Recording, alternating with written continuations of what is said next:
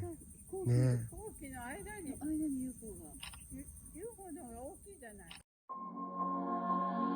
今回の UFO マニアは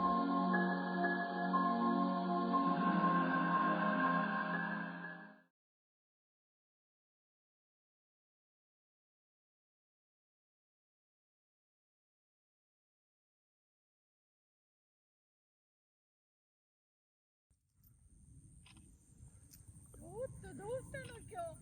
すごいやない。あらー、大きい。大きいね。すごいはっきり見えてる。あ、映ってる。すごい。いい感じ。あ、でも手ぶれして線になってるかな。連想した途端に本当にすぐ出てくるよね。練習してたら。すごいね。これ。いやー、綺麗だね。これだとまだちょっと見やすい。あ、ほんと綺麗ね。手ぶれしちゃったから、後のが。でもこっちが飛行機で、こっちがうん。 UFO かな。ね。また飛行機の方行くから、ほら、今度飛行機2つの間に行く UFO が。すげえ。ね。飛行機の間に UFO が。UFO の方が大きいじゃない。ちょっと UFO の方が大きいよ、飛行機より。ね。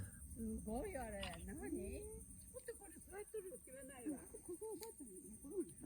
いやいや。うわー。すごい。やっぱり NASA の方にだ。NASA の方に全部行ってる。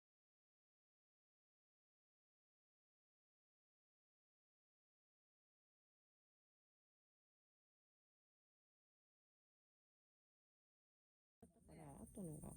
でもこっちが飛行機で、こっちがうん。 UFO かな。ね。また飛行機の方行くから、ほら、今度飛行機2つの間に行く UFO が。すげえ。ね。飛行機の間に UFO が。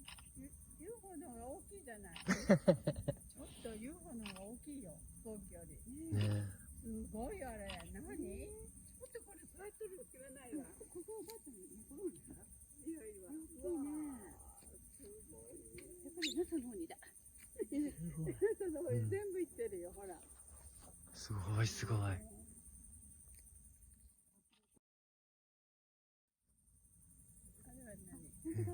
ね。飛行機の間に UFO が。UFO の方が大きいじゃない。